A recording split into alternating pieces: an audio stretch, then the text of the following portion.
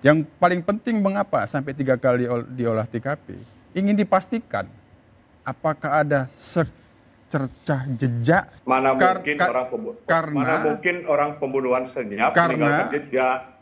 Bahwa ketika menalarkan secara hukum bahwa ini pembunuhan, maka dia kan melihat delik, sidik jari, dilakban. Lakban itu kan lem.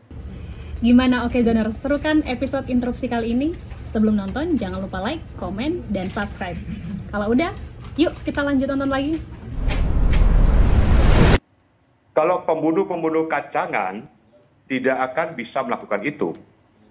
Di mana orang-orang terlatih dan mempunyai keahlian khusus ini sudah terlatih sedemikian rupa, sehingga mereka bisa masuk tanpa jejak, tanpa suara, tanpa merusak, dengan berbagai cara.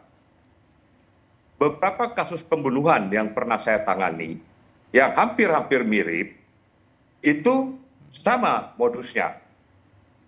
Dan caranya pun sama. Tetapi dalam hal ini, yang mau saya katakan bahwa ini adalah pembunuhan terhadap aparatur pemerintah, khususnya diplomat. Sebagai seorang diplomat, ini tidak berdiri sendiri. Ini ada kaitannya dengan pekerjaan-pekerjaan sebelumnya dan saat ini yang dikerjakan oleh almarhum, maupun ada hubungannya juga dengan masalah wanita. Baik, kita tahan di situ. Nah, saya ingin mengetahui pandangan dari Bang Yusuf. Pak Yusuf, Anda mengikuti kasus ini, kemudian juga Anda pasti dilaporkan mengenai fakta-fakta yang ditemukan oleh polisi. Sebenarnya seperti apa? Ya, terima kasih. Kita kembali ke yang disebut penyelidikan. Penyelidikan itu fokusnya mengumpulkan bukti awal dan informasi yang cukup untuk menentukan ini peristiwa pidana atau bukan. Ketika melihat ada jenazah, ini pembunuhan atau dibunuh. Bahwa ketika menalarkan secara hukum bahwa ini pembunuhan, maka dia kan melihat delik. Yang disebut unsur pembunuhan itu apa? Ada perbuatan yang menyebabkan kematian orang lain, dan perbuatan itu dilakukan sengaja. Nah, penyelidik sudah dipastikan menggunakan nalar itu. Apakah ada unsur-unsur yang paling utama, kedua unsur itu? Maka dilakukanlah pengumpulan fakta-fakta, dilakukanlah olah TKP. Nah itu sempat 3 kali dilakukan olah TKP. Kita tanya, apa yang dilakukan di olah TKP? Itu yang resmi ya. Yang resmi. Masih mondar-mandirnya selain itu ada, melihat, pasti terus dilihatnya, dianalisis terus. Nah, yang paling penting mengapa sampai 3 kali diolah TKP, ingin dipastikan apakah ada secercah jejak yang bisa diketahui bahwa ini apabila diduga pembunuhan, jejak pelakunya. Artinya karena argumentasi Bang Nikola itu sudah diuji begitu? Iya, saya sendiri melakukan penalaran itu. Mana mungkin orang pembunuhan senyap meninggalkan jejak. Soal lakban itu memang rapi. Begitu dia melihat lakban, wah ini tidak mungkin dalam nalar logis kita dilakukan sendiri.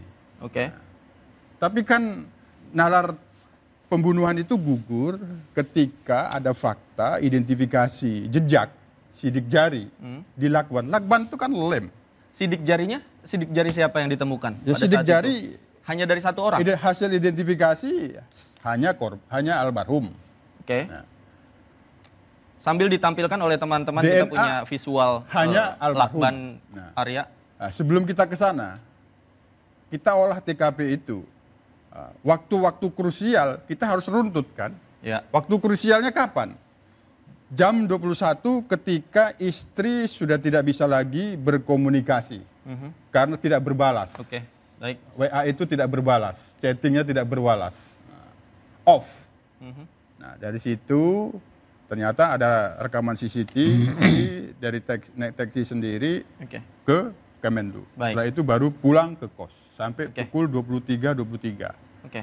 Nah, kita lihat bagaimana rekaman CCTV.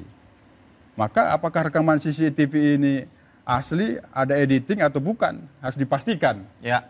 Nah, dipastikan oleh forensik, tidak ada penyisipan, tidak ada pemotongan. Nah, karena di CCTV itu terlihat tidak bisa dari pukul 7 pagi sampai Oke, 7 baik.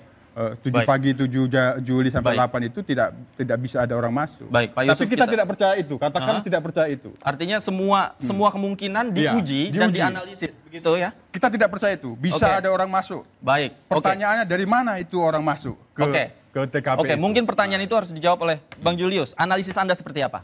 Sederhana saja, saya kasih ada gium Latin, fakta sunt potentiora verbis, perbuatan dan fakta itu bicara lebih kuat daripada kata-kata.